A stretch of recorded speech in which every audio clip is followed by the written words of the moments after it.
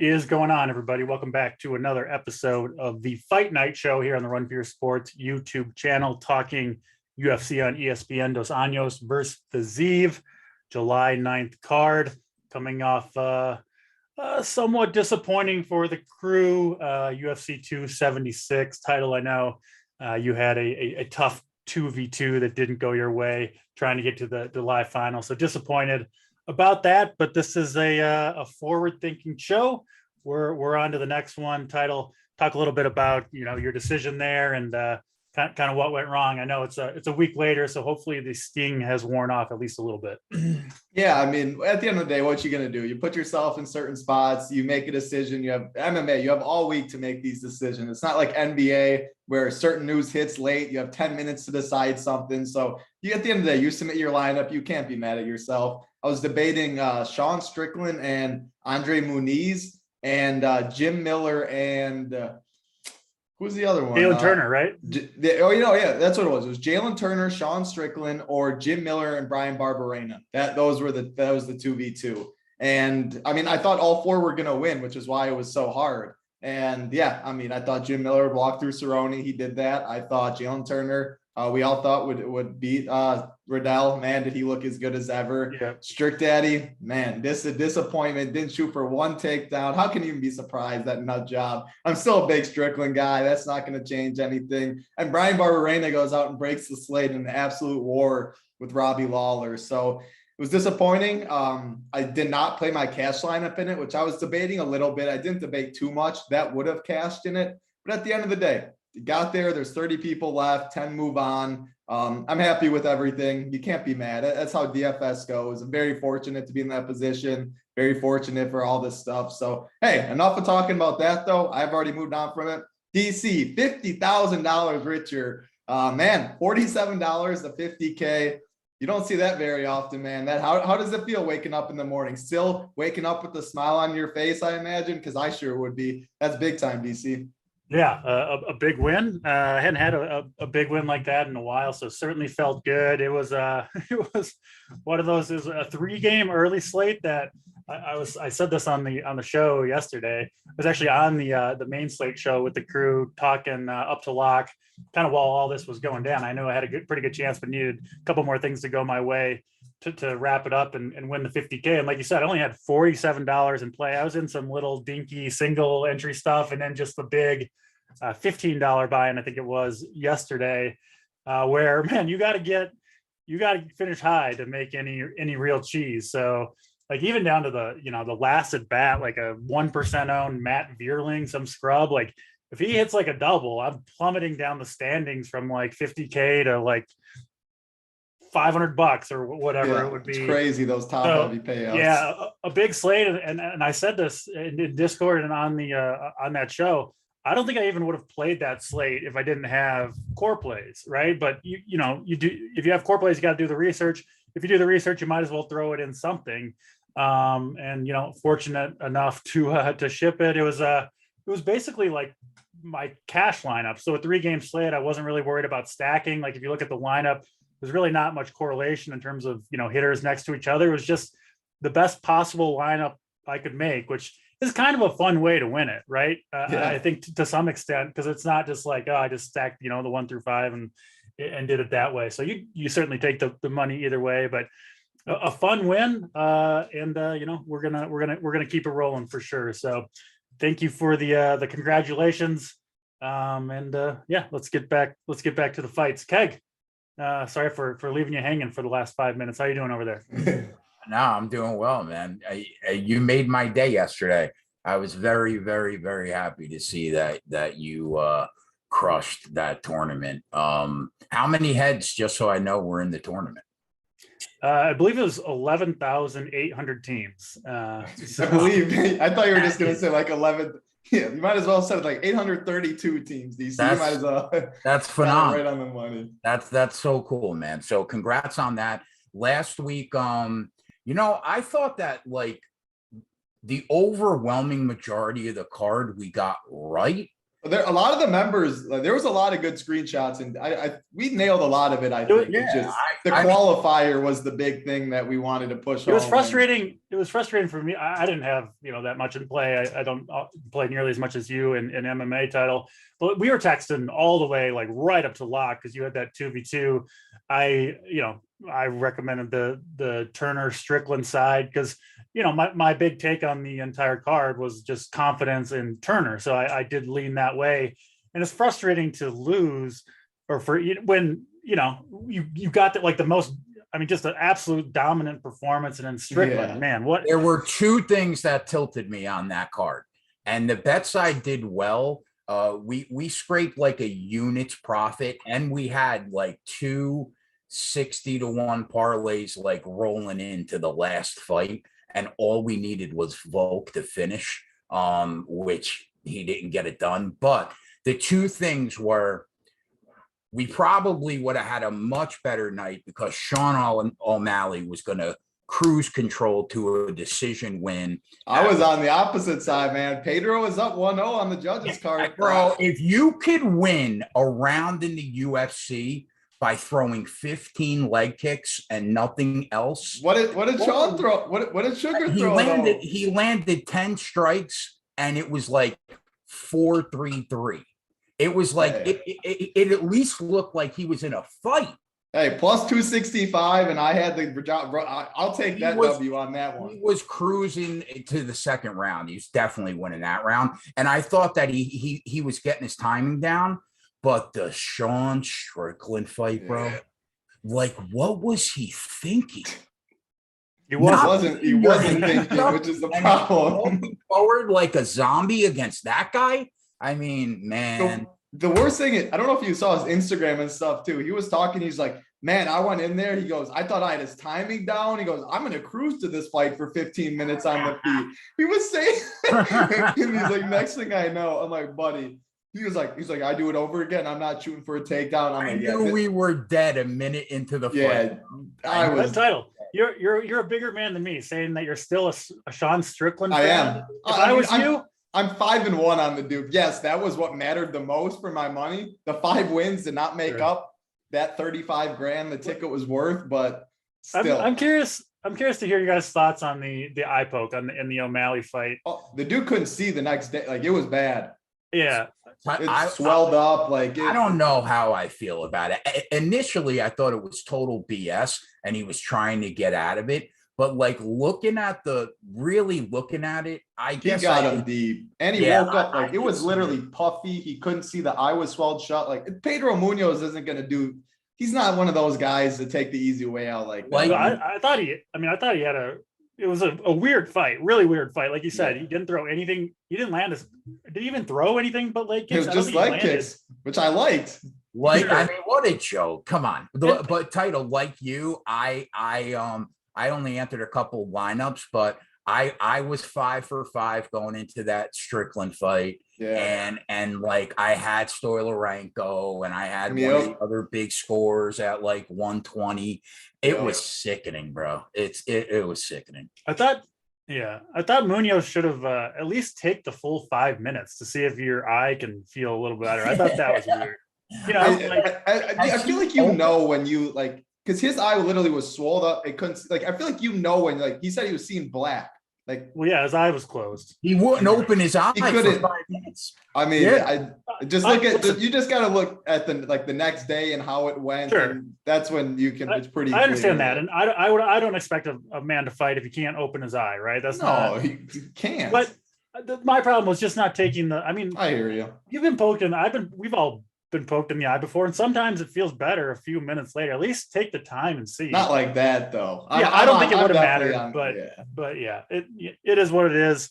It's over and done with. Disappointing. Obviously, we were all on the Strickland side. That costs all of us a little bit, Title more so than most. So disappointing, but we'll get back on the horse today and talk about these 12 fights. Of course, not as good of a card as we had last week, but still there's some fights in here that are like, man, there's some good ones. There's some I'm excited for. There's some like, I don't know, man. I feel like I don't know. I love having fights every week, but it seems like after a Oh, for big sure. pay-per-view like that, it would be just good to have, just take No, I want fights on my screen. get back on the horse. Fair enough. Yeah. Fair enough. Let's get into it.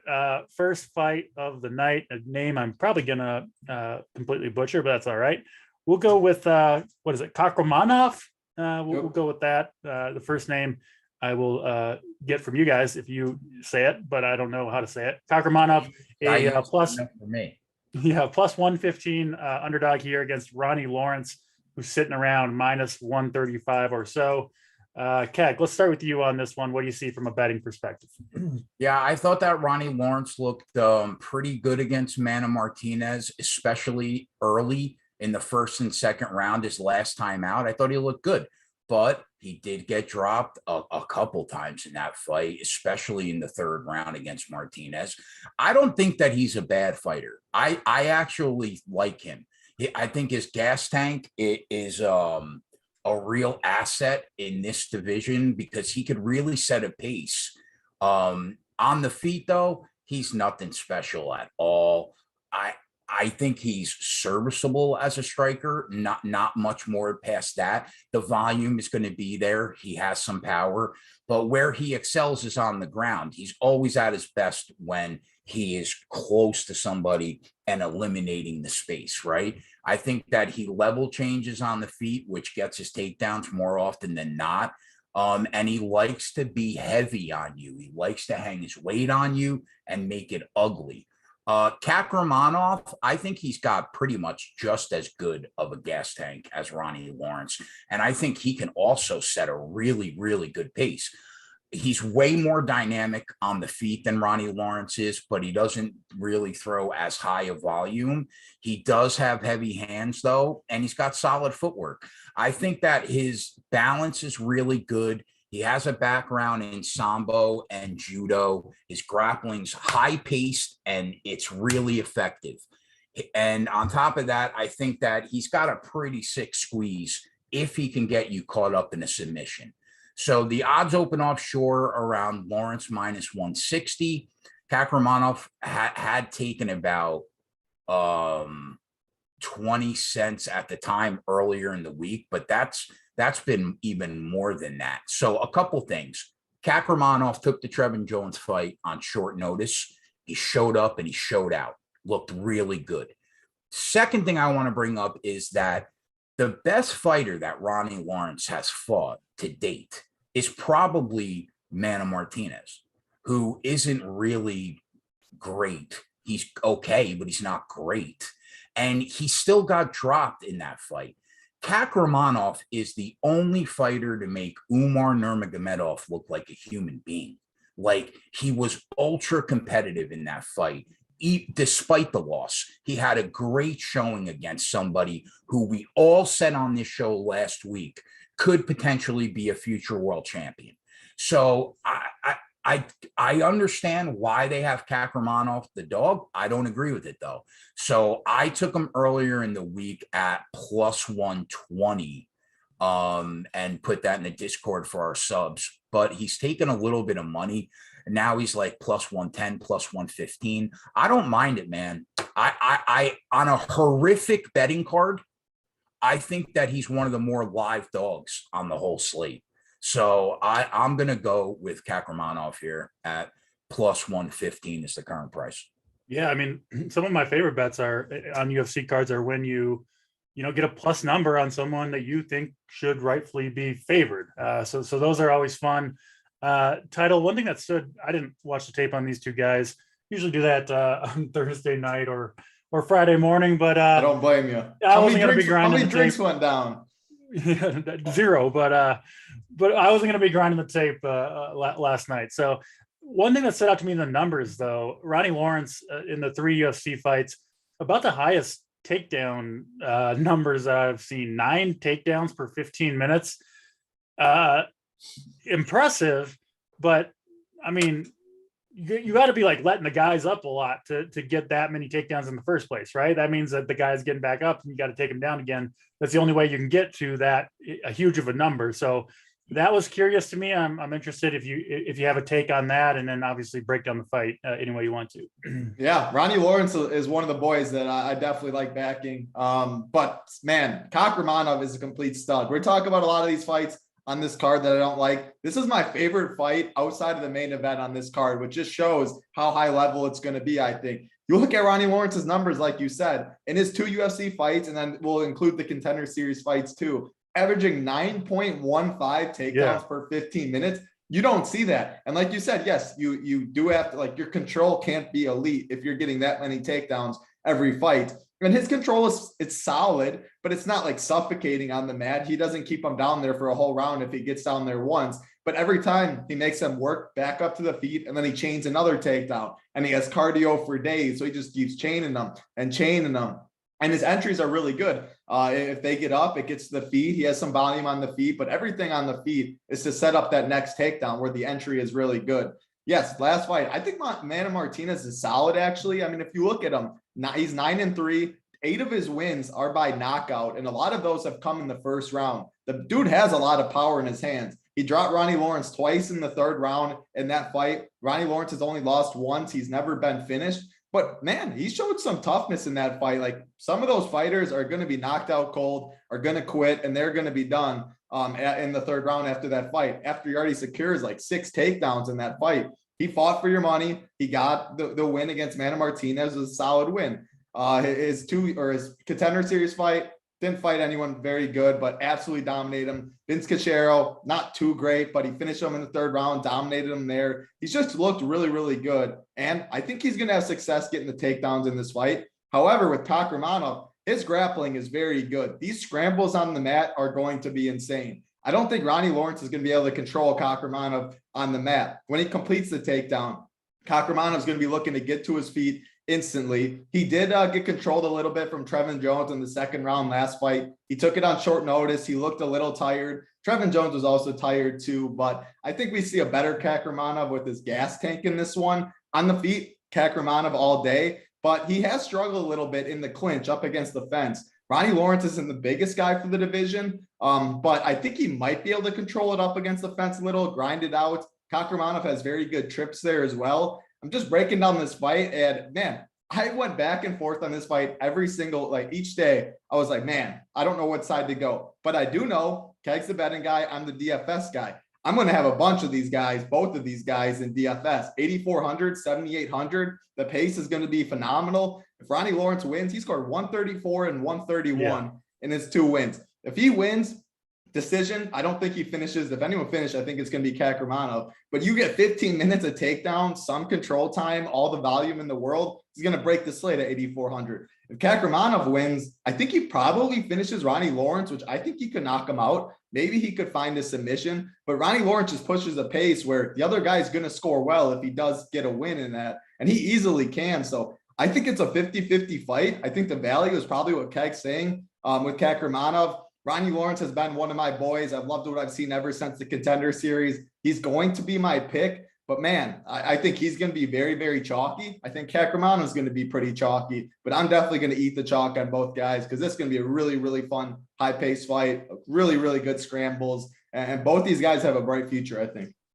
Yeah, makes sense. People are going to see those 2 scores from Ronnie Lawrence's last 2 fights, 131, 135, and certainly probably load up at that mid-tier $8,400 price point in DFS. So it should be a good fight to kick off this card. Next fight on the card, rather. 2 guys coming off of Roberson, I think, has lost 3 in a row. 3 in a row, where he scored a grand total of 13 fantasy points in those 3 fights, which it's like Sean Strickland-esque there, three times in a row against Nchukwu, maybe. Not sure if I pronounced that right. Title, we'll stick with you here. 5 combined losses in a row for these 2. So something's got to give here for one of them. This fight is expected to be close. Most of the fights, frankly, on this card are, but it is Nchukwu, who is a minus 140 favorite or so. What do you see between these 2, Title? A gross, greasy fight that is very hard to predict. I mean, how do you have faith in either of these 2 guys? First thing I'll mention, this fight's at 205. Carl Roberson is not a 205er. He's meant for 185, but he could not figure out how to cut the last couple pounds. So Kennedy's going to have a massive height and reach advantage, 4 inches in height, 9 inches of reach. And Roberson weighed in at 202.5. So he weighed under the light heavyweight limit today, which just shows like he's fighting at the wrong weight class. He just does that mean that typically means he didn't cut weight at all, right? I mean, he didn't cut weight at all. He walks around at 202. Yeah. Right. So, which is not something you love to see against a guy in Kennedy that is very big. Carl Roberson's just so weird too, because he's a kickboxer that has more submission wins than he does knockouts. Yeah, well, yes, you look at his last 3 losses. He's lost 3 in a row. Marvin Vettori, Brendan Allen, Khalil Roundtree. 3 really good fighters that would all beat Kennedy. You look at Kennedy, man, like what Kennedy's going to show up? Is it going to be the one against Carlos Alberg where he absolutely took all the beating in the world, looked like the most durable dude on the planet, makes Alberg gas and knocks him out in the second round? Or is it going to be the one against Da Un Jung, who he looks lost, he comes out there, hardly throws a punch, takes an elbow to the forearm and is wobbled and gets finished that fight? I wish I knew, because it depends what Kennedy shows up that's going to win this fight. That's why there's no way I bet this fight. I think it's minus 175 to finish. I like going with the decision prop and taking the plus money that this fight goes the distance. I think this could be one of the most boring fights you see, where these two just stand at range the whole time. Neither get too close. They stare at each other, and it's a very boring fight. However, Robertson, could he catch Kennedy? Sure.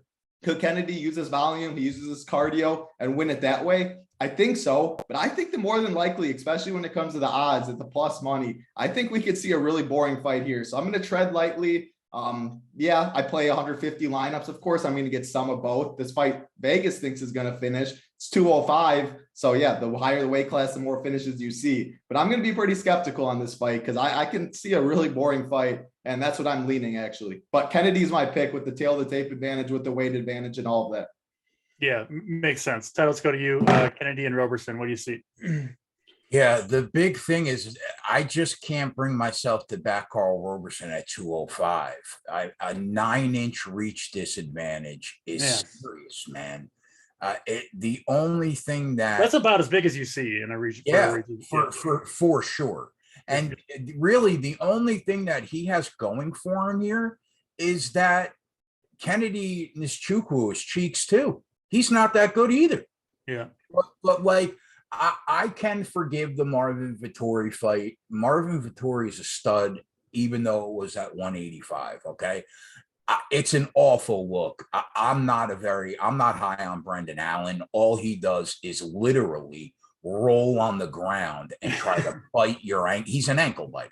That's what he is, right? So like, to get caught in an ankle lock, it's just like, it's just a bad look. The Roundtree fight, he was just at a huge power, size, speed disadvantage there. And while I do think that Khalil Roundtree is a better fighter, I don't rate him all that high either. So like Carl, like Roberson, he's well-rounded, solid striker, solid grappler. But he's got some gigantic hurdles to overcome in this fight. Now, on the flip side, Nzechukwu, not that good. He's got size and power. He can be explosive at times, but that gas tank's probably only going to get you about 2 good rounds. I don't think he's all that effective in the third round of fights. Lost the split decision last time out, but I thought he won that fight. I didn't really think it was that bad of a performance coming off the Jung KO loss. He's a kickboxer, fights behind a solid jab, takedown defense is okay. But all in all, I just think that because of a 9-inch reach advantage and almost 5 inches in height disadvantage for Roberson, I have to go against him here at minus 130, minus 135. I'm going to lean with title and go Nzechukwu. That being said, I will not be betting this fight. Yeah, it's hard for me not to get on the Nzechukwu chain here. I mean, 9-inch reach, 4 or 5 inches in height, and probably, I don't know, 25 pounds in the cage as well. Like, Keg, what do you think, Keg, about FanDuel? I see a plus 132 fight goes to decision, where other markets, DK plus 120. I see Betway plus 105. What are your thoughts on that? I think that it has an excellent chance to go to a boring decision. Yeah, I could totally see that for sure. But I understand where DC's coming from. He's just going to be at a huge size disadvantage. I'm just not all that high on him either. Sure. That was why I leaned that too. Same thing, DC. Like two guys who aren't very high on in a close fight. Like I'll take the giant guy over the guy that's not fighting with his right weight class. Yep. This feels like a Keg special split decision, by the way. It's not a woman's fight, but I like that. Yeah. All right, we'll move on to the next fight on the card. By far the biggest favorite on this card is David Onama, who's sitting minus, I'm seeing 700 to minus 900, depending where you look, over Garrett Armfield, who I think is a late addition to this card. Is that right? Onama's original opponent. Yeah, took it Tuesday. Yeah, didn't make it. So we're going to see Armfield make his UFC debut as a sizable underdog here. We'll start with you. I'll be quick here because I did not know this fight was happening until last night, and I didn't even have a chance to watch the tape on this fight. So I'm going to defer to Title here. This is the only fight in the card that I had no idea was happening until literally yesterday. I appreciate your honesty, Keg. I'm not going to give some BS straight here on the card. So we'll skip Keg and we'll go right to Title. Pressure's on, buddy. I mean, David Onama is a stud. He is someone I really like. I've backed him. He was like a plus 350 dog or something big in a short notice UFC debut against Mason Jones. Looked really good in that fight. Lost unanimous decision, but we know how good Mason Jones is. Go back him really big against Gabriel Benitez the next fight. I really like Gabriel Benitez too. You know I love the low kicks. There's very few that throw low kicks like Gabriel Benitez. Fights an absolute war. He's getting it. It's a great fight. He's getting the shit kicked out of him, kind of. He's kicking the shit out of Benitez. He takes all the damage. He has power in his hands, and he ends up getting a first-round finish. I think this dude's the real deal, and he's someone I'm going to keep backing. Unfortunately, the price isn't like, you can't bet minus 700 or whatever he is now, minus 750. He was supposed to fight Austin Lingo, who I was all over him in that fight. He was minus 275 though. He's taking on this Armfield guy who I think he's solid at the end of the day. He was a bantamweight champion, but he's coming up a weight class. So 135er fighting a 145er. David Onama fought Mason Jones at 155 in his debut, which shows he's not a small 145er. He has way more power. The dude's really good. Armfield gets this call on Tuesday. Like, there's just so much going against him at the end of the day. So I think Onama walks through him. I think he finds a finish at some point. It's not a hot take by any means, though. He's like minus 160 to finish. Yeah, another fight with a sizable physical advantage, it looks like, for Onama. 5 inches in height at 145, 4 inches in reach, and different weight class they're fighting in. It's just not, it's tough. Yeah. Maybe not quite as extreme as the last one, but not far off. So looks like Onama kind of expected to get the easy win here. Title, I'm sure you'll have a bunch of him in DFS, as most people will. I do expect him to be the most popular fighter on the card, as by far the biggest favorite. So that's Onama. Armfield, pretty straightforward there. It certainly seems so, at least. Next fight on the card is Gore versus Cody Brundage. Keg, I know you got the tape studied on this one, so we'll go back to you. What do you see between these two? Yeah, I think in a lot of ways, Tresean Gore is very much the same challenge for Cody Brundage that Dalcha Lungiambula was last time out. I think that was his last fight. He's just way more raw, Tresean Gore is, as a MMA fighter right now. But he's just as dangerous on the feet, I think. He's got substantial power. He destroys the body with a ton of work. He's got good clinch knees. And you don't think of him as a wrestler, but his counter game and takedown defense is pretty good. It's actually not that bad. So I think that he is durable. He could take a ton of damage. But if you do up in a fight where the pace is crazy, he's going to slow down in the third round because his cardio isn't totally there yet. It's getting there, but it's not there yet. Cody Brundage probably a way more well-rounded MMA fighter right now. He's further along in his MMA progression. But if you watch that first fight against Lou Jimbula, he was getting absolutely worked, destroyed in the first round of that fight before he jumped the gilly and held on for dear life. So I think that he was getting outclassed substantially in the striking department. And I don't think that changes tomorrow. So I think when he's on the feet, he'll be in danger of getting knocked out. So you have to decide, will Brundage be able to control this fight on the ground and lean on that wrestling and grappling advantage for the first 2 rounds? Because I think that's what it's going to take. The odds open offshore, Brundage minus 115. Right now, the line sits Tresean Gore minus 135, so it's flipped. And I think that speaks volumes of the perceived talent in the betting market right now for Cody Brundage. He's awful on the feet. And so I might be completely off base here and look like this is a bad pick.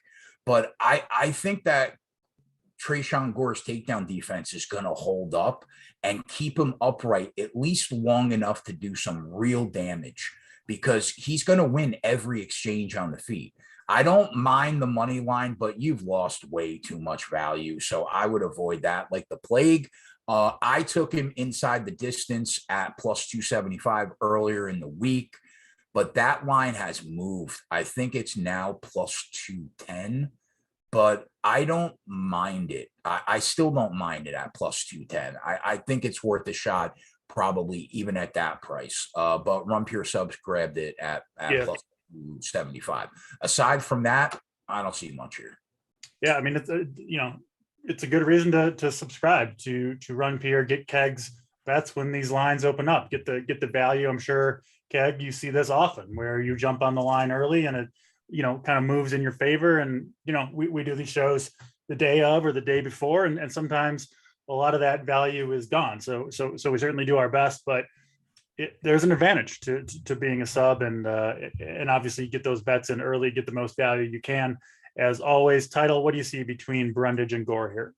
Well, we're going to go through a lot of these fights, and we talked about Kennedy Roberson, like the Ronnie Lawrence, Kakrmanov fight. Not all cards are created equal. You don't have to bet the same amount every single card. You pick your spots. And like this card, my confidence on this card compared to last card, I was way more confident in a lot of these fights last card. And most pay-per-views that is, because the elite talent, what you're going to get from them. The fight IQ's there. What they're most of the time, the game plan, all this stuff. Whereas you don't know, like these guys, like how much have they even been training some of these guys, like all of that stuff. So my confidence, like from a betting perspective, I would not going to bet too much on this card. DFS, nothing's going to change. I'm going to play a ton, but like, how am I going to be confident in Tresean Gore, who's 3-1 with the pro record? Yes, he has some of his our Ultimate Fighter Championship fights on that, where he went 2-0. He was supposed to fight Brian Battle for the Ultimate Fighter Championship, had to pull out because of injury. Gilbert Urbina stepped in, who he knocked out, and then he got the Brian Battle fight later. But how am I going to be confident in this guy who's so new to the sport? And then you look at Cody Brundage. He was getting the shit kicked out of him by Dalcha until Dalcha made a 0 IQ play, shot in for a takedown, and he grabs the guillotine. Like Tresean Gore all day on the feet, but he throws hardly any volume. So this could be another boring match. Cody Brundage is going to look for the takedown. I'm with Keg. I think the takedown defense is going to check out enough to keep this fight on the feet, where Tresean Gore should pick him apart. But man, like if he gets taken down, he's in Cody Brundage's world. And I think Cody Brundage would style on him on the mat. He is a solid wrestler. He came on in the 3rd round against Nick Maximov. So clash of styles. Can Gore keep it on the feet? If he can, he should be able to piece up Brundage. Will he let his hands go? Because if he lets his hands go, he's going to knock out Brundage, who's already been knocked out once. He was about to be knocked out twice. I think the chin is pretty poor. But if the takedown defense in his 4 professional fights doesn't hold out, Brundage is going to put up a 120 piece on DraftKings with all the takedowns and the control time and look like a minus 400 favorite. So right. No way I bet this fight. It's another mid-tier fight, 8,300, 7,900. The fight's supposed to finish. I'm with Keg. I'm going to say his takedown defense does hold up. He is a strong guy for the division. I think it's good enough. It's looked pretty good in the past. Don't think Brundage has anything firm on the feet. So I'm going to say that's the route to go. But yeah, the confidence, how can I be too confident in this fight? Makes sense. I don't obviously have the numbers for this or anything, but it does seem like, at least compared to 4 or 5, however many years you want to go back, that at least in these kind of lower level UFC fights, it felt like the kind of the lay and pray strategy used to be more common than it is now. Like, you don't see that many kind of undercard fight night cards where one person just kind of controls them, doesn't do much damage. Judges aren't rewarding it too. Like Mel Kuhn was the last one you can think of where he controlled all of it. He got all the takedowns. He didn't win. It seems much more rare than it used to be, which I would obviously have us leaning Gore a little bit on this fight, which sounds like we're doing. And I don't know, Keg, if you've maybe had a similar observation, but part of it could be, it seems like the judging has less emphasis on that type of fighter than it used to. 100%, yeah. You are nowhere near as rewarded as you used to be solely for position. You have to be doing some kind of damage now, even if you're in a dominant position. As you should, right? I mean, yeah, I agree with that. Yeah, for sure.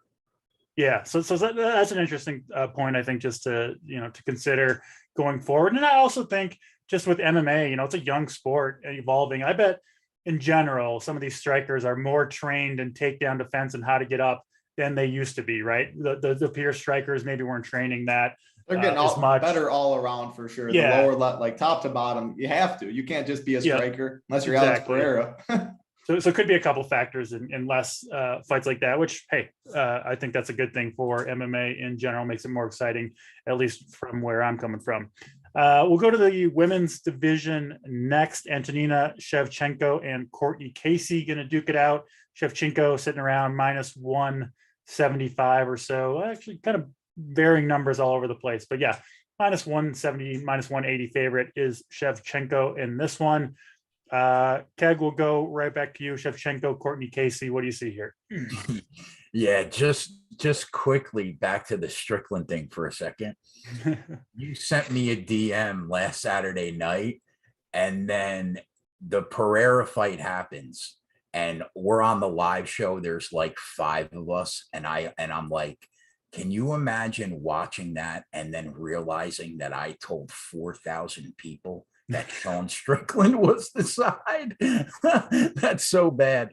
Yeah. So, okay. Yeah. I think our most viewers ever, last card, I think we're up to close to. Thing is, it won't be the last time I look that dumb. I know, but you can't avoid it. You can't avoid it. I saw Pereira weighed in like, I got to put the exact number, but he posted on Instagram like 230 or 240 or something ridiculous. Like he put on like 35, 40 pounds from weigh-in to when he walked out. Like, that is insane. Is there an opening line between he and Style? Yeah, it was like -180, 150 Adesanya, and Pereira got some buy, so it even shrunk a little bit. Last time I looked, it was 160, 140. That's interesting because it's gonna be a great fight, man. I mean, you have to give the power advantage to Pereira. You have to, right? For sure. I mean, yeah. I mean, if he walks in 35, 40 pounds heavier than Izzy, like. All right, sorry to derail. Back it's all good. So I think Shevchenko probably wins this fight. I think she has more power in her strikes. I think she does land less strikes per minute than Courtney Casey does, but Courtney Casey has never hurt anybody and made them pay for being in the pocket before, because I went back and looked, and I think she's got almost 14 fights in the UFC, and I don't think she's ever dropped anybody. At least I couldn't find it. So while my gut reaction is to say, Courtney Casey, based off the price here, you should probably bet her. But I have a hard time doing that when I think she probably is going to lose. So the odds open offshore, Shevchenko -160. And last time I checked, she was about -170, right? Yeah, -170, the best line out there now. So I'm going to lean Shevchenko decision at +125 if you guys are looking for another angle besides the norm. But I'll be on the split decision at 4-1 because, and I just want to, because people were tilting their face off in our Discord when we went 0-2 with those two splits. But in that run, there were 2 times where you would have gone 0-11 betting the split. So you got to stay the course, bet it regardless of result, and it'll be good. So I would say lean Shevchenko decision plus 125, but I'm on the split decision. Fight ends by split at 4-1. Yeah, it makes sense. I like Shevchenko here, and I do understand, Keg, the Discord tilts can listen. I love the members. I'm in Discord a lot of days talking baseball, but once the actual games start, especially right at the beginning, I got to get out of there, because it's like a pitcher I recommend gives up like a base hit in the first inning, and it's just absolute chaos. So I certainly understand. And Title, you said not the last time you'll look dumb. I'm on baseball shows 6 days a week, and you look dumb plenty often. It's just part of the job. So certainly we'll get plenty wrong going forward, and hopefully, more hits than misses. We'll say that. We think we're doing a good job over here in general. Shevchenko, Casey, Title, what do you see? Well, yeah, to touch on that, I've learned my lesson with MMA, especially because you could get there's 12 fights. You could get 11 right. That one you get wrong, someone's going to be tilting, or the whole Discord's going to be tilting. Or you could even get it right and someone's on the other side because you had to pick the dog and you got to fill out the salary and someone's tilting. So we genuinely want, all three of us and everybody at Run Pure Sports that does content, we want people to win. We're playing these and trying to win ourselves. And sometimes you almost feel worse when you give, what looks like a bad recommendation. And it's definitely doubly painful to lose your own money and have people lose theirs too. So I've learned, I used to be in Discord for UFC almost every one and now as people probably have noticed, I'm not in there too much during the fights anymore. Like, you do all this research, you don't want all the negativity and stuff, even when it's good. Like, it's just hard for me to do it. I mean, you just like to enjoy it. Like, my night, if your night's bad, my night's going to be bad too, more than likely. And I'll just, that's enough for me. So and the thing with Pereira, I want to say, 33 pounds he put on fight day. He weighed in 184. He walked to the octagon at 219 pounds. That is just absolutely crazy. But why we could talk about that, because this fight, I have a lot less to say. Antonina fights, how I look at it. Is someone going to be able to take Antonina down? Is someone going to come in with the wrestling game plan? If they are, I'm usually going to fade Antonina. She does not have much off of her back. And she's not good on the mat. Courtney Casey just does not land takedowns. She doesn't. Why would I expect her to in this fight? Her grappling's pretty decent when it gets down there, but how do I expect it to get down there when she averages like 0.2 takedowns per 15 minutes? So it's going to be on the feet. Courtney Casey throws pillow hands, as Keg's saying. Antonina is a solid kickboxer at the end of the day. She changed with her sister, all of that stuff. She should get the better exchanges. She has more power on the feet. She probably wins a decision. Does she catch Courtney Casey? Probably not. It's not a fight I have too much exposure to, but she is going to be very low owned. So the game theory wise on a 12 fight card, if you want to get different, I think Antonina wins, can overspend a little bit, hoping for some crazy thing in lower level women's MMA, but I think Antonina gets it done. Yeah, I think a boring Antonina win seems fairly likely in this fight. I like the Antonina by decision prop. Sometimes you don't have to overthink it. You just kind of take the easy way to the cash. And I think that is the most likely result in this fight. Next fight on the card, Ayman Zahibi, an underdog against Ricky Turcios, not sure. Turcios sitting there at -200 or so. Keg, let's go to you first on this one. From a betting perspective, who do you like here? Yeah, Ayman Zahabi is a tough fighter for me to want to back. He's only had 2 MMA fights in the last 5 years, right? So it's hard to back him with your money based off the inactivity alone. When Firas Zahabi was one of those few rock star coaches back in the day at TriStar, everyone talked about how good his brother was in the gym. But then you would see him fight and you would say, like, that's it? Like, that's the hype train? Because to me, he's always looked relatively mediocre. And that was basically the case for the majority of his fights until he looked very good in that Draco Rodriguez fight. And I he's not great at anything. His striking output and volume is lower than I would like it to be. On top of that, he doesn't look like he has a ton of power. But when you watch him strike, the technique and the movement is pretty sound.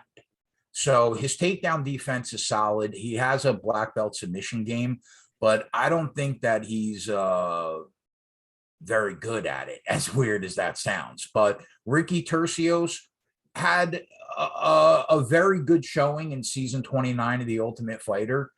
He's been way more active in the cage. He throws more volume than Zahabi. He carries power for the weight class, and he could sustain a pretty good pace. He's pretty well-rounded himself. He does have good top control wrestling. He has good grappling exchanges. So I like him. The odds opened Tercios minus 185 offshore, and there's basically been very little line movement. I don't think that Ricky Tercios is, a world beater by any means, but I do think that he's better than Zahabi on his best day. And I trust him a lot more to show up and have a performance than Ayman Zahabi. So, but I'm not looking to lay the minus 190, and I'm not looking to lay the double chance at minus 175. So you're going to have to plant your flag on a method of victory here. And for me, it's going to be the Tercios decision at plus 140. Basically, 85% of his wins have come by way of decision, and Zahabi's pretty durable. I don't think that changes here. I think Zahabi could survive for 3 rounds. So I'll go with Tercios by decision at plus 140. Yeah, if you want to get Tercios either on the money line or by decision, looks like DraftKings has the best odds out there right now, and fairly significant difference between DraftKings and most other books, and line moving a little bit in Tercios' favorite over time. So if you do want to jump on that, probably do it sooner rather than later would be my guess. Tyler, let's go to you. What do you see between these two guys? Not a pretty low level fight as a lot of these fights are. And I like a lot of favorites in this card. I'm going to take a shot with the dog in this fight. For Tercios, he made one fight, or it's not even really the UFC. I mean, it was the Ultimate Fighter Championship that he fought in the UFC on the Giga card, where he fought 22-year-old Brady Highstand. He won a split decision. It was a pretty fun fight. I mean, Tercios, I don't think he has really any power. I don't think he's very strong. I don't think he's dominant on the ground. He has 2 things. He has heart and he has cardio. That can win you some fights for sure. And I mean, that's 2 things, good things to have in MMA, but gets the job done outside of the UFC. Does it get the job done in the UFC? Definitely not against the top tier, that upper half of the division. Is Zahabi in the upper half of this division? Probably not, which is why this fight's flying where it is, but I think it's too wide. Zahabi, man, like everything Keg was saying, like the dude's been hyped up for a little while, and then you get him in the cage and he just doesn't let his hands go. He just doesn't look great, but I think he throws with way more power than Tercios. We've seen Tercios hurt multiple times. He has been KO'd once. His striking defense is non-existent. I don't think he's strong enough to take down Zahabi or control him for long periods of time. How Tercios wins this fight, I mean, he throws volume for days, which if this fight goes to decision, I expect him to win it. And he's probably going to score well on DraftKings, because maybe they're going to be deemed significant strikes. They probably won't hurt Zahabi too much, but the dude just throws and throws and throws. Like he's nonstop doing something, which we love for DFS. Zahabi, he can get in like a staring match, which is always a problem with him. He doesn't let his hands go. It's very tilting. You don't have to worry about that in this fight, though, because Tercios is going to push the pace. He is going to make Zahabi throw something. He's going to get in there. And man, Tercios' bad striking defense, I think Zahabi has some power. I think he can finish Tercios in the first round. I like the sprinkle on FanDuel, plus 850 in the first round by finish. You see plus 700 on DK. You see plus 700 a lot of books. Get an extra juice there, plus 850. Not every day I recommend those too much, but I think there's a very live possibility. Tercios comes out, bat out of hell. He just goes crazy. He throws all this stuff, and the dude doesn't have the best chin. He's not the most talented guy. I think Zahabi's the better fighter at the end of the day. Just in the later rounds, in the second round, in the third round, Tercios' cardio is just going to take over. And when you have no cardio and one guy does, you're going to lose the fight. But that's why I like taking that first round shot. I'm going to take the dog shot on this one. I think it's going to be a pretty fun fight because all Tercios fights are going to be fun because he pushes a crazy pace. Yeah, makes sense. DFS wise, if Zahabi does get that first round KO, that you think he's got the chance to, obviously It'll be optimal. He'll be on the optimal at 7,400. So I'm sure you'll have some exposure there. And I'll have some Tercios. I mean, that's why I play multiple lineups, because if he wins, he's going to probably land 160 significant strikes. Like the dude just moves and moves and moves. But I love Zahabi, and he's going to be one of the lower owned fighters on the card. Makes sense. Let's go to the next fight. Two veterans here, Jamie Malarkey and Michael Johnson.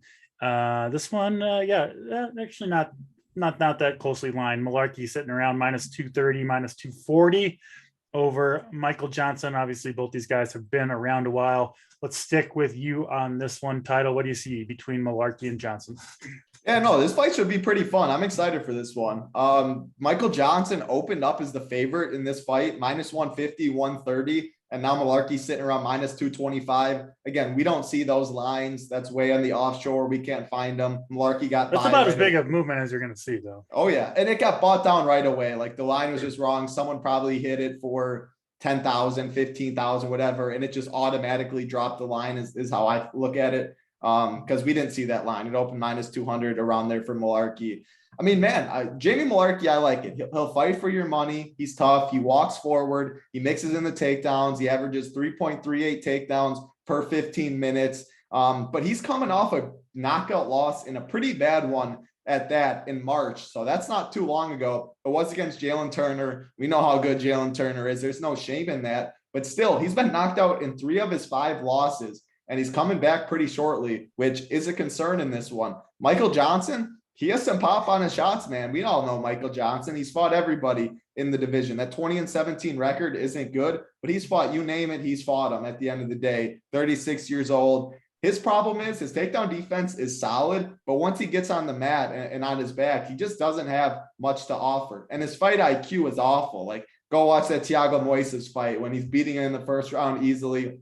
Starts the second round, he gets like ankle locked or something, Achilles locked or something. Like, he just makes really dumb decisions and finds a way to lose. But I think the odds are too wide in this fight because his takedown defense checks out. I think Malarkey's going to try and shoot for some takedowns. If he can stuff some early, there's no way Malarkey's a minus 225 favorite over Michael Johnson when it's on the feet, especially after he's coming off knockouts, where his chin's been knocked out three of his 5 times. I think it's a competitive fight on the feet. Think it's going to be a good pace. This is where a spot where betting wise, I think Michael Johnson is the side I would go to because of the value with the underdog money. I definitely wouldn't go minus 225 for Malarkey, but who am I going to pick to win this fight? I'm going to pick Malarkey because I think he can mix it up and that, but in DFS, we just need to pick winners. It doesn't matter what the value is at the end of the day. 9,100, 7,100, good fight. I think the winner scores well. It's the second highest fight. It's the second most likely fight to finish at minus 245. So you're going to want exposure to it. It's going to be a good scrap, man. I got Malarkey. He'll fight for your money. Michael Johnson, I think, is live for a KO. But it's also a really good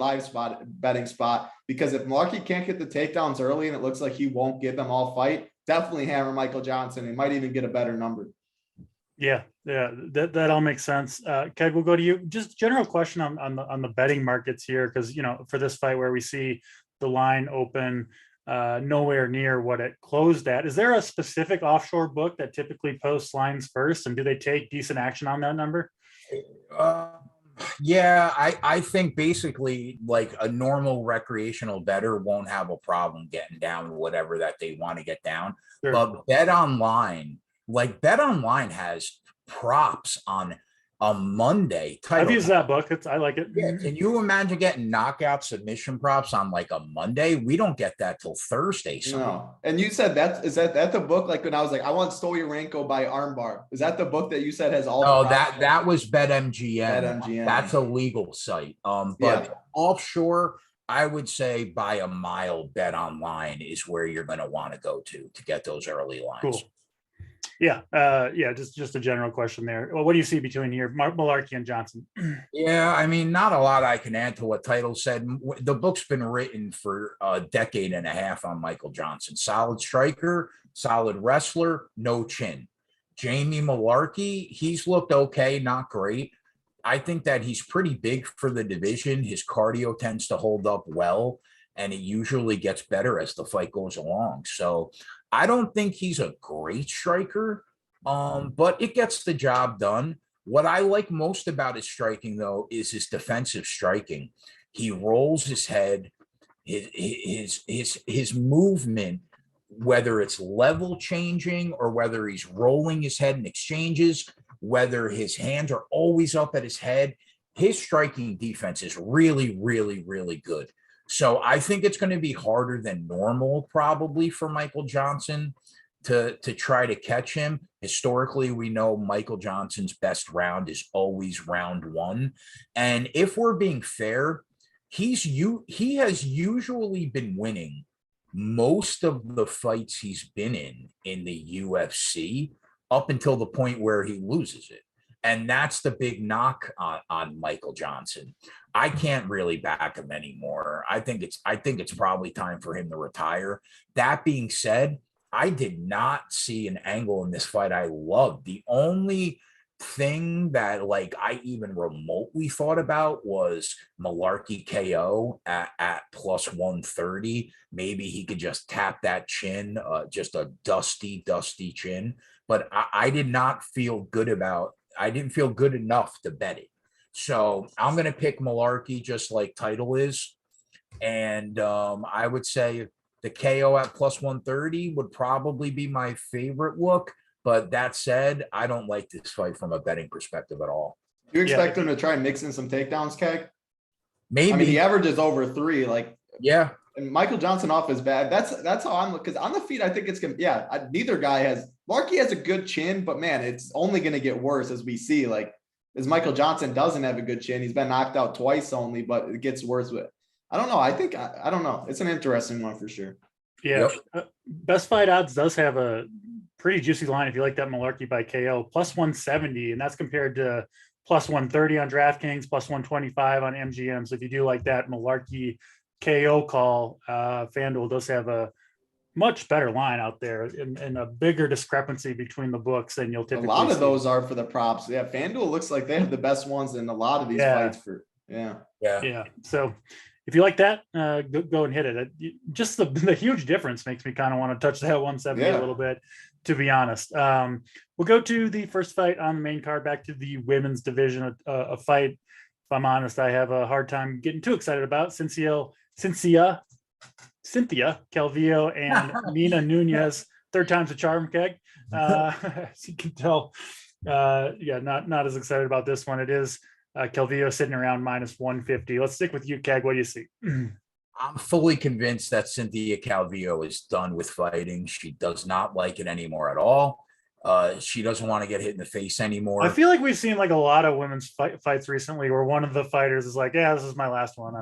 I mean, like, she basically quit in her last 2 fights, and one of them was literally on the stool. That is an awful sign for a girl that back in the day only lost to really high level competition, but those days are long gone, and she's a total fade moving forward, right? The problem is she could be legitimately fighting the only fighter in the division that you might not be able to fade Calvillo, because Nina Ansaroff used to be a very good striker. On the feet, she would beat most people in this division because she had solid power, she had insane volume, and she had very good technique. That was 3 or 4 years ago. Her only fight since June of 2019 was over a year ago against Mackenzie Dern, and she looked brutal.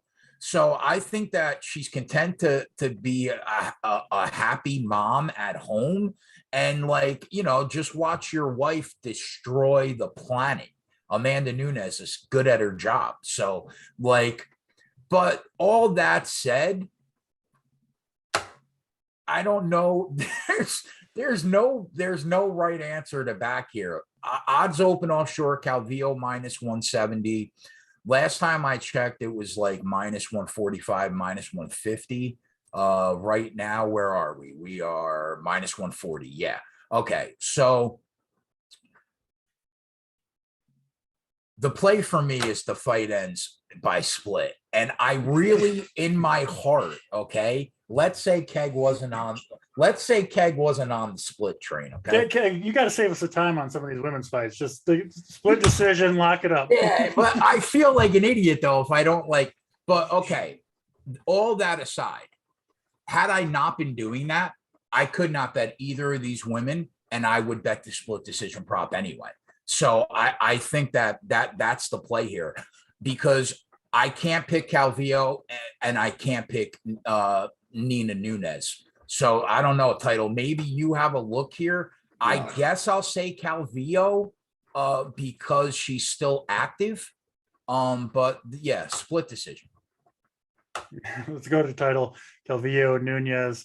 Yeah, I don't got much better. I'll be flipping to the baseball games during this one. What I said in the playbook was I said for the Cynthia Calvillo fight, it's a bathroom break fight. And then the Antonina fight after, I said that's a go get your food kind of break fight.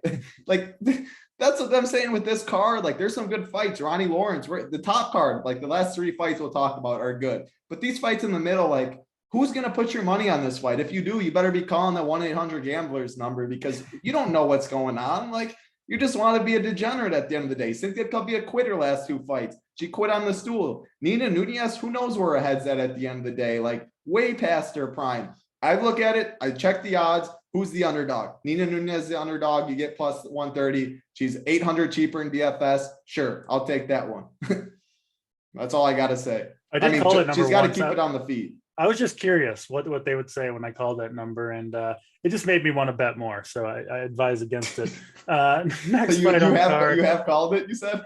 Yeah. I was drinking once and was just curious what they would say. That is funny. That is good. Yeah, it was not all that helpful about what I expected. Yeah. Let's go to the next fight on the card. Heavyweight bout between 2 guys that aren't all that great. You referenced it already. Title Jared Vanderay and Chase the Vanilla Gorilla Sherman. In terms of the line, it is Vanderay who is minus 200 or so, maybe a little bit more than that at some places. What do you see, Title? Because this is another one that's a pretty low level fight. Well, first I see Gavin in chat. He's always in here. I know he helps on the bet side. He said it's backwards. No, we're going in the opposite order of the fight, because he said it goes back. It goes get your food and then the bathroom break. We're going in the opposite order. So in the playbook, I say you get your food later. That fight is the bathroom break fight because it's after. So hey, smart Gavin, but yeah, sometimes you got to think an extra step. I got that part though. As far as this fight, I mean, man, like what are we doing with this fight, man? Trey Sherman, this is his 3rd time in the UFC. Only reason he's in it because he paid tribute to get his ass beat by Alexander Romanov. Like, otherwise, there's no reason he's in the UFC anymore. Jared Vanderay, like, what's this dude doing in the UFC? He is no good at all either. On the feet, what they actually do decent. Sherman throws volume. He throws over 6 significant strikes per minute. Vanderay throws 4.39 significant strikes. Chase Sherman's best attribute is his calf kick. He has no cardio. Jared Vanderay actually has some cardio. So the longer this fight goes, the more in favor for him. Chase Sherman absolutely lost off of his back. The problem is Jared Vanderay just doesn't complete takedowns. He doesn't go for takedowns. He's a black belt in BJJ, but we know not all black belts are created equal. Like, dude thought he could go to the ground with Alexei Oleinik and got subbed. Like, what are we doing in this fight, man? Like, I'm never going to put money on Chase Sherman again. He shouldn't be in the UFC. He is absolutely cheeks. So Jared Vanderay is my pick, but the confidence level, yeah, I don't know. But you have to have some interest in DFS. What? Josh Parisa and Alan Badeau 2 weeks ago, DC, when Keg's like, are these the 2 worst heavyweights, all that? What did Josh Parisian do? Put up a 125 piece in DFS and actually broke the slate? Like, when the going gets tough, these dudes aren't going to fight for your money. They're going to quit, and there's going to be a big score in DFS. So Vander is my pick, and that's because there's no way I'm playing back in Chase Sherman anymore. Yeah. I don't have a ton to add on this one. It's one of those where you almost wish there was like a different fight because you don't really want to pick either of these 2 guys for DFS, but it is favored to finish inside the distance. And, if it does, you could easily see one of these guys on the optimal Keg, I know these are your two favorite fighters, so break down this fight for us.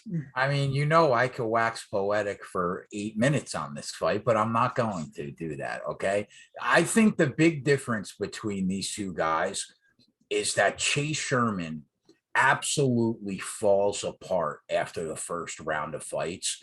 And while I don't think that Jared Vanderaa is much better than Chase Sherman, I do think that he's better, man. I really do. And Title's right. If he would try for takedowns, I think that he would win more fights in the UFC. But Chase Sherman is super clumsy. And I do expect at some time Chase Sherman is going to find himself on the ground here. And when I was looking at the odds for the fight, I kind of like the submission prop at 7-1, because I think the big thing is if it goes to the ground, there's no way Sherman's going to be tough enough to last. He's either going to give up from getting punched in the face, or he's going to give up his back and he's going to get choked out. So trying to determine which one of those is going to happen is hard, but the fight to finish inside the distance is plus 130-ish. And then the knockout prop for Jared Vanderaa is low, but that submission prop is 7-1 in some spots. And there is value in that number. With as bad as Chase Sherman is, there's value in that number. So if I was going to bet the fight, it would be I'm probably going to throw, full transparency, a little bit of money on that. Take him by submission at 7-1, because I do think there's a path, and Chase Sherman is awful.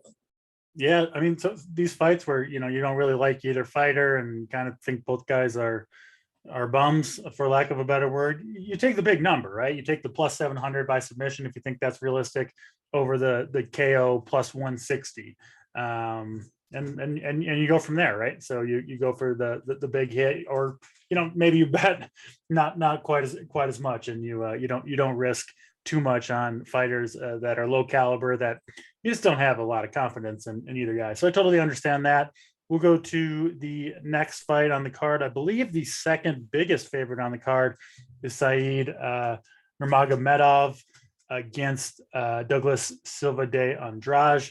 Keg, let's stick with you. It is Nurmagomedov sitting minus 330, the best line I'm seeing over at DraftKings, all the way over up to minus 400 on FanDuel. So kind of big price discrepancies between the two, I guess main US books, which is a little bit interesting, I think, on this card. But anyway, break it down for us. What do you see here? This is the point in the show where Keg gets clowned by the two co-hosts. I won't clown you for this one. I won't clown you for this like the other ones. So, all right.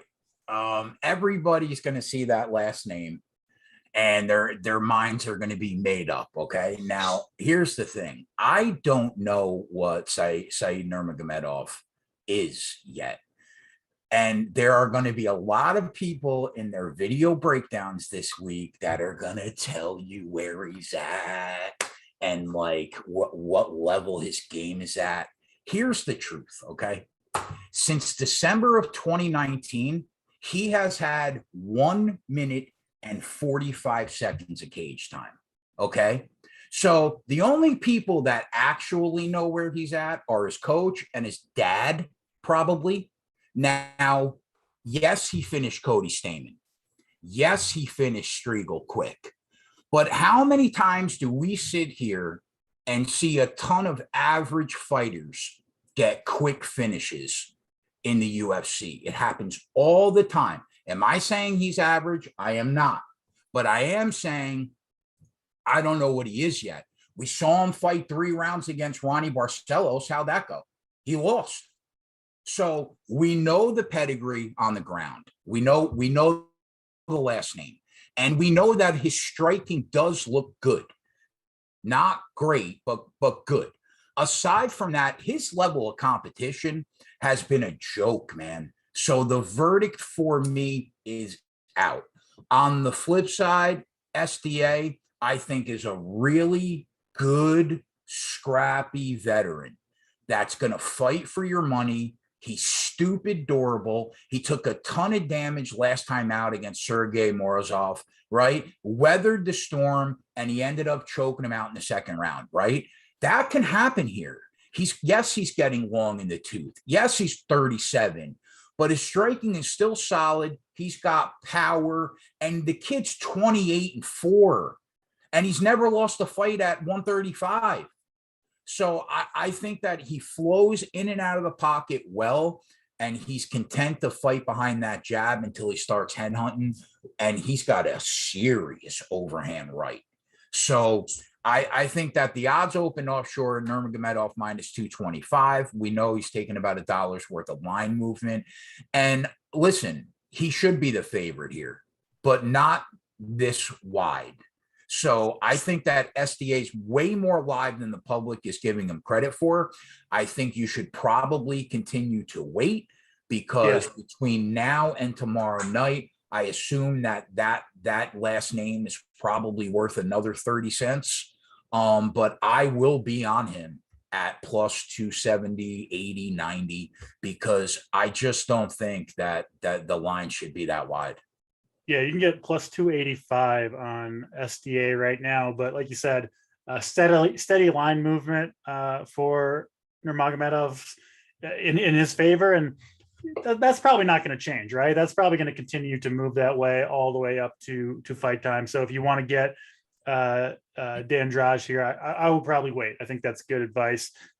Title DFS wise, I'm sure you'll have some exposure to Nurmagomedov here, just as the second biggest favorite on the card. But what do you see between these two fighters? I mean, I like Said. Everything I'm not gonna we're talking about Masvidal Evlov, who I think is a complete stud against the Ige, where I clown a little bit. Shavkat Rakhmonov, I think he could be a future champ. Said, there's way more questions. I think Douglas D'Andrade is better than some of those other guys. So I totally get what Keg's saying. This line gets minus 400 plus for Said.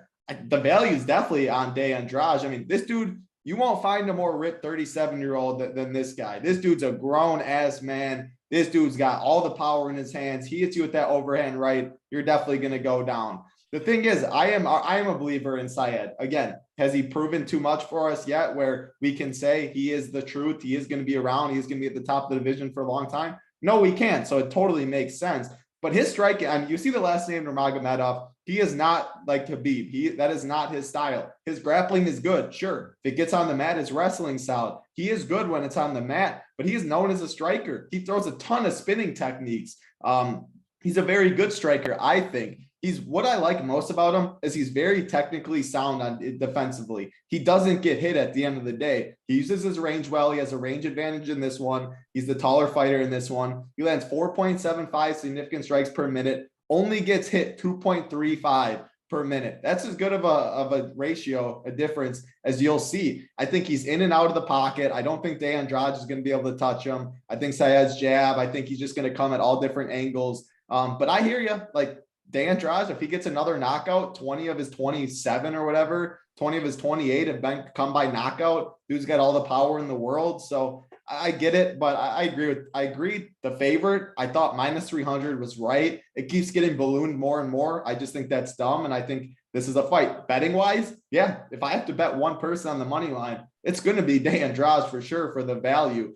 But for DFS though, when I'm confident who's going to win, I don't want to waste too much lineups on the other side. Too many lineups, I should say. I think Saed is the rightful favorite. I'm going to say he does get the finish. But man, he's been known as a decision fighter most of his career. His last 3 wins, though, have all come by finish, all in the first round. Cody Stamann one was definitely impressive to me. So I like Saed, but I'm not going to clown on you for this one, Keg. I definitely think everything you said makes a ton of sense. Keg, do you like, if you're going with D'Andrade here, do you like I know we said to wait, but just right now, the plus 285 on the money line or the plus 700 on the KO? I think he's capable of getting a submission if it all went right for him. So I think that the money line price is good enough where I would probably just take that. How I approach it, you always, I think, take the money line and then you just sprinkle some if you think it can go. I kind of made the mistake with Pedro Munoz. where, I mean, it didn't matter, but like you got greedy for the finish and like you're already getting such a good number. You're just so tilted if you somehow won a different way and you could have got plus 300 and you try to get what he did. You know what I'm saying? So I think you sprinkle that, but you have to always hit the money line at a dog price like that is how I look at it. Right, wrong, and different. Well, I don't know. That's good advice. I mean, just betting and DFS in general, a lesson that I've learned recently is like when you're right about stuff, I'm talking mostly about baseball here. You want to be paid for it. You want to get paid in some way, right? So for me, that meant instead of, putting a bunch of money on one lineup, spreading that money around on some lineups, because you want to, if you're right about stuff, you do want to profit from it, even if it's not quite as much, as if you took the plus 700 in this case on the KO. So good advice there. Let's go to the next fight on the card. Borrallo, pretty big favorite here, minus 250 or so, minus 230 against Armen Petrosian. Keg will stick with Title will stick with you here on this one. Break it down for us. This is your boy DC. You're all over him in the last fight against Omar Gadzhiev.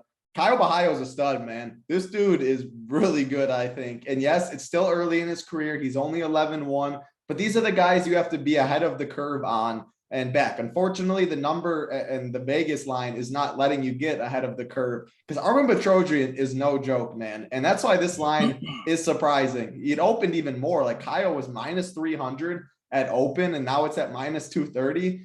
Man, I was hoping that this would be like a minus 160, plus 140, something like that. Like Armen Petrosian just beat Gregory Rodriguez. It was a split decision. It could have went either way, but Gregory Rodriguez is a beast, man. You beat Gregory Rodriguez, you are a very good fighter. Why I think this line is where it is Kyle Bahayo is just very good all around, but his grappling, his wrestling, and Armen Petrosian doesn't have good takedown defense, doesn't look to have much off of his back.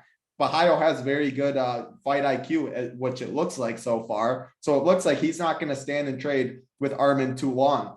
Kyo's striking is good. I think you can give a lot of people problems on the feet. Armen's just a different guy on the feet. Like Armen is a stud on the feet. 6 of his 7 wins have come by knockout. If this fight's on the feet, Armen is very live for a knockout. I think Kyo's going to take it down early though, take his back. I mean, he's just going to flow from each position that he wants. I think he's just Kyle all day on the mat. The cardio checks out. He's strong. He can hold his opponents down. I think this dude's really good. DC, you were high on him last fight too. I was impressed with him in the contender series. I think this dude's legit and going to be a problem for a while in this division. I think Armen's good as well, but he's more one-dimensional. I think Kyle makes it an MMA fight and eventually finds a submission is how I'm going about this fight.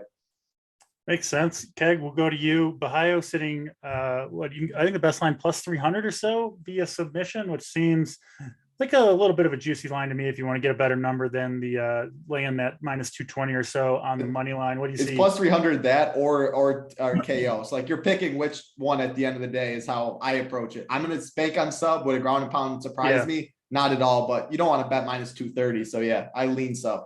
Yeah, everybody starts and talks about his BJJ black belt game, but I get it. Like his ground game is very good. He could submit you from anywhere. His transitions especially are excellent, and you can find him on your back before you even know what happened, right? And like talking about that Omar Gadzhiev fight, the ease in which he dealt with him and reversed positions from his back was incredibly impressive to me. But they don't talk about his striking. Everybody calls him a rag, but he's actually pretty solid on the feet. I don't think he's that bad. He uses that unorthodox karate style a lot. It allows him to flow in and out of range and manage distance really well. I like the kid. On the flip side, like Title said, Petrosian looks very good. He is explosive on the feet. He throws nice volume in his exchanges. He uses all limbs, powerful kicks to the body, carries power. On the ground, like Title said, not very good at all. The best thing that I can say about him is that he always makes an attempt to get back to his feet, but that's going to work against him here, right? Because I think that when he does it, he gives up his back almost every time. And if that happens here, it's all over but the crying. So the odds open offshore, Kyle minus 300. which was a little absurd, to be fair, since how live Petrosian is. He's taking money right now. What's the current line at DK? Plus 200 on Petrosian. So that, even still, that seems a little wide to me. I'll be honest, because I like both of these guys, but am I snap betting Petrosian at plus 200? No, because I think he's probably going to lose at as much as I respect him. I just think that he's fighting a guy that's more well-rounded, and it's not even close. So how to approach the fight is tough. The two bets that I saw in this fight that I thought were the direction to go was either Kyle to win by submission or decision at minus 120, or him to win in round 3 or by decision at FanDuel at plus 160. Those were the two bets that I liked, because I do think he has a route to win a decision. Sure. And I'm afraid that if you just take that submission prop, it really could leave you out there in the wind. So I'm trying to at least get people to have that decision possibility wrapped into that. So my favorite one would probably be him by submission or decision at minus 120. Aside from that, don't see much. That makes a lot of sense. I do like that plus 310 line. Again, FanDuel with the best odds there for Kyle to win by submission. Let's get to the main event. I think a pretty interesting fight here. Two Rafaels, Fiziev, and former champion, right? Dos Anjos, who is a pretty big underdog. I'm frankly a little bit surprised at the line here. I know Fiziev's striking has looked very good. 5-fight win streak. He is the up and comer. I get, the angle that UFC is trying to propel this guy into an even bigger name with the main event, fighting a very big name in Rafael Dos Anjos. But still, I think Dos Anjos has looked pretty good to me. He's lost to some absolute world beaters. But I know he's long in the tooth, but I still think he can fight. I could see a differing opinions here between Keg and Title. Keg always going with the up and comer, Keg with the respect for the veterans. I'm leaning the Keg side here. I'm interested if I'm right about your two takes on this. Title, I see you smiling. What do you see here? No, the line's too wide. I definitely agree with you. I mean, he's 37 years old, but he is not fighting like he's 37. He looks good, man. Best performance last fight against Renato Moicano, where the dude, I mean, he was about to murder the dude. Like, he literally didn't want to hurt him anymore in the 5th round and took it easy on him. That's how bad he felt for Renato Moicano. Now, yes, you look at Rafael Fiziev. What did he do to Moicano? He knocked him out in the 1st round. So they show the similar fights there. If this fight, so the thing was, this fight was booked after the Paul Felder fight, before RDA fought Moicano. Rafael Fiziev had to pull out due to COVID. And I was definitely all over Rafael Fiziev, because RDA didn't look great in that Paul Felder fight. It looked like the age was catching up to him. You look at this dude's resume, he's fought the best of the best. You might not see a better resume than what RDA has put out, which is crazy how he's still fighting at this high of a level at 37. This fight's easy to break down, though. Early, I think it's all Rafael Fiziev. I think RDA is going to try and get the takedowns, which would be smart of him. I think Rafael Fiziev's takedown defense is good. It's checked out so far. He's very strong. He has good movement on the feet. He can sprawl. I think it's going to check out early for sure. Rafael Fiziev is live for an early KO. I think his striking is that legit. It's crazy. His kicks, how fast he can throw them. I mean, he's just very, very powerful and a great striker.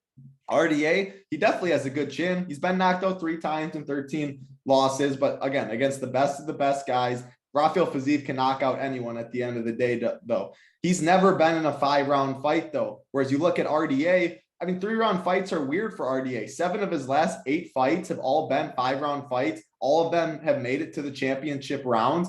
Yes, he's 37, but his cardio looks way better than Rafael Fiziev's does. You look at the Rafael Fiziev and Bobby Green fight, Fiziev was tired in that 3rd round. Bobby Green outstruck him like 65-40. He won that third round for sure. Fiziev did enough to get the win. But man, you're tired in that fight against Bobby Green. How are you going to look in the third round against RDA, who's shooting for some takedowns? How are you going to look in the championship rounds?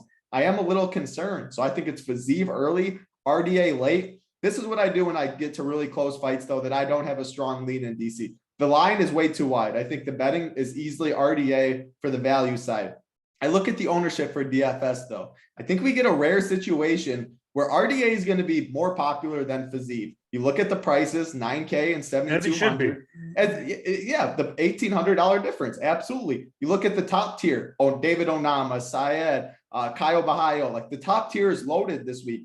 The underdogs are gross, man. It is really tough to find some underdogs you trust on this card today. So everyone's going to gravitate to RDA. I think could surprise people. RDA 48%, 45, Fiziev 33, 34 or something, which then has me go to the game theory, has me go to the striking. And now I think I'm going to have more Fiziev at the end of the day. RDA, I think the line's way too wide. I think I'm going to bet him, take that way for the betting approach, get more Fiziev and DFS because I expect the ownership to be flipped and play it that way. But really good fight, best division in the world, two top 10 guys, going to be a war. I'm going to say Fiziev knocks him out early, but man, if he doesn't, RDA is going to take over and it's going to be a beat down late. So great fight. I agree the line is too wide though.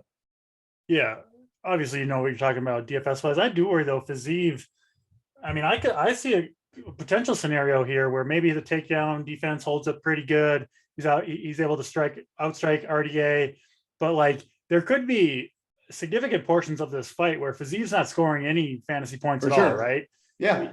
I think the ownership's gonna. I'm banking like I think he can knock him out early, otherwise he loses. So if he knocks him out early, he's gonna score well, and his ownership is gonna be way lower than we see usually for that. But 100%, if Fiziev wins a decision, this fight might not be optimal and kill so many lineups because that's what I'm saying. Because Fiziev's not getting takedowns here. He's not, getting control time. It's all going to be strikes, and RDA is not like a super easy guy to hit, I don't think. No, and he's a good striker. He's a good all-around fighter. Yeah, I do expect RDA to have, obviously he could get knocked out early, but if it does go the distance, RDA is going to have his moments in this fight where Fiziev's not really doing much of anything from a DFS perspective. So, yeah, I get the game theory aspect of it, but my initial lean is to be under the field on Fiziev because you're still going to see ownership on him ultimately. You will. I think it's going to be surprising though. Like it's going to be over 30, I think, but it could be around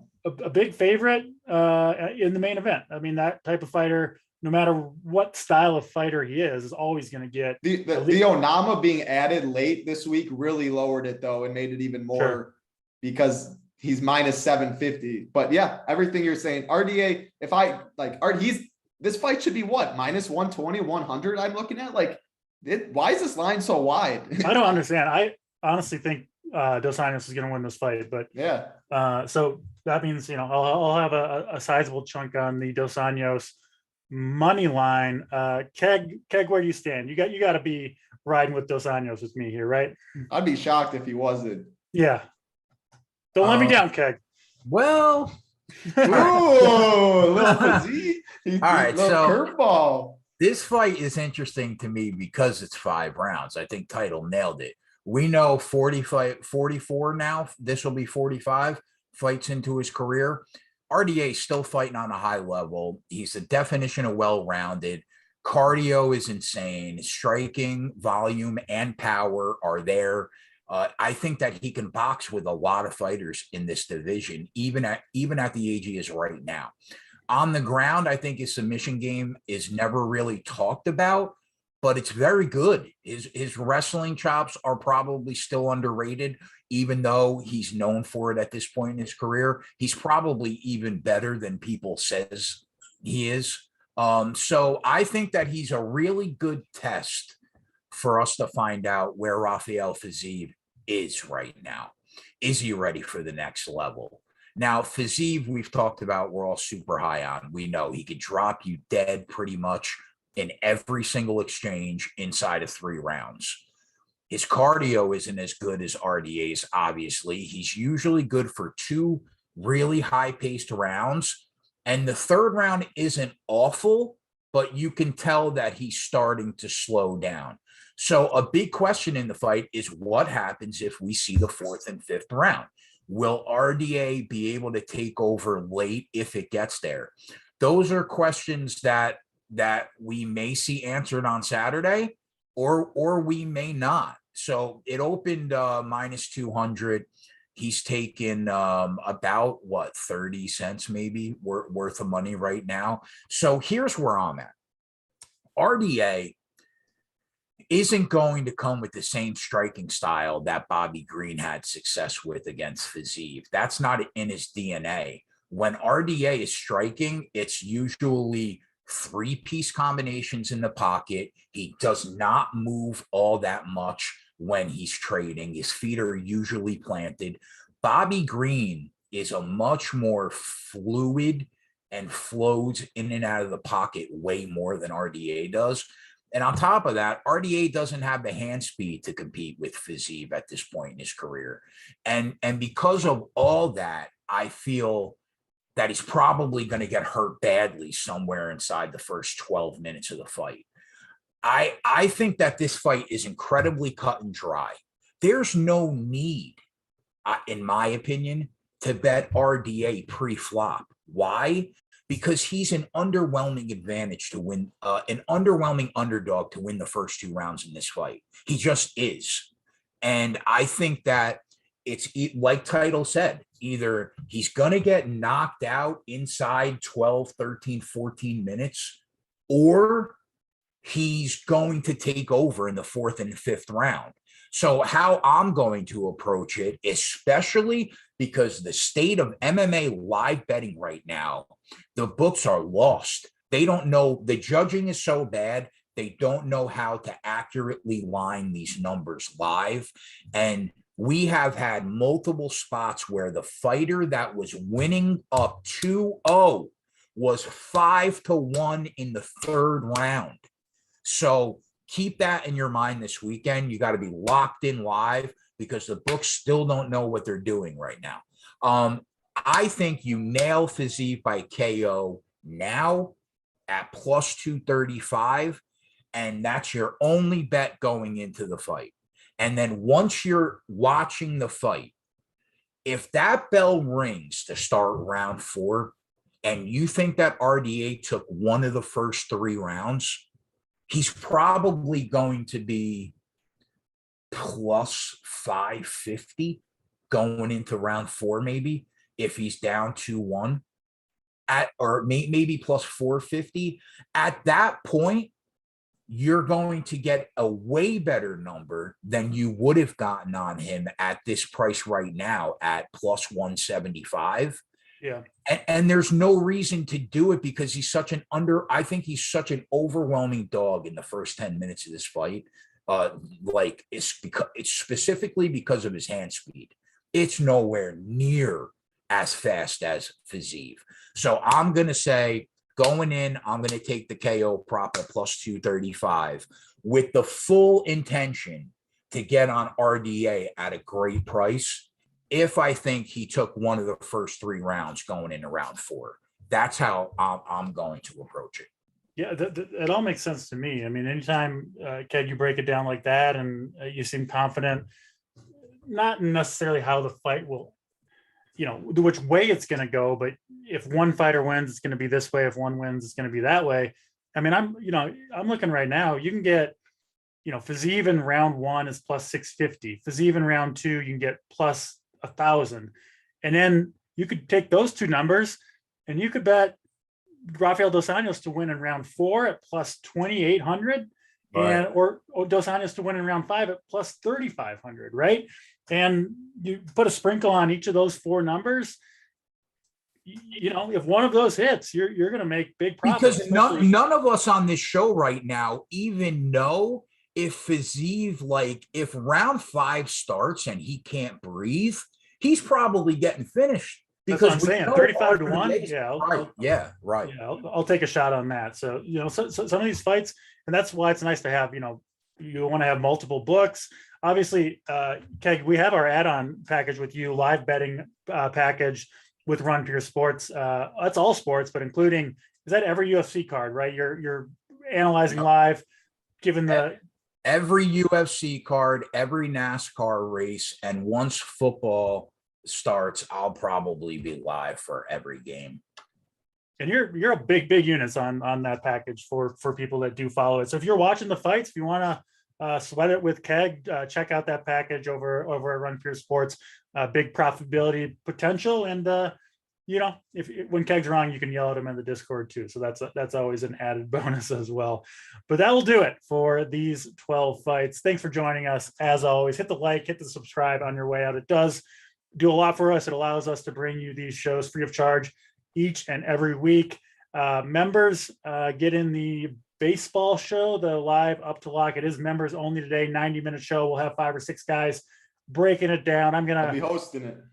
Yeah. Okay. Cool. I'm going to throw some back to the people, giving away some free DFS tickets, spreading the good mojo around. So if you are a member, make sure to jump in the chat, watch the show. 5:30 Eastern today, 30 minutes earlier, 5:30 all the way up to lock, like a 6-man booth. Yep. Going to be a fun show, I think, with a lot of people. So it should be a good time. If you're not a member, never better time to sign up than right now. Join us. Get in on the fun and on the winners over at runpuresports.com. That will do it for us. We'll see you back here next week for Title. For Keg, I'm DC. We'll check you next time. Good luck, everybody. Later.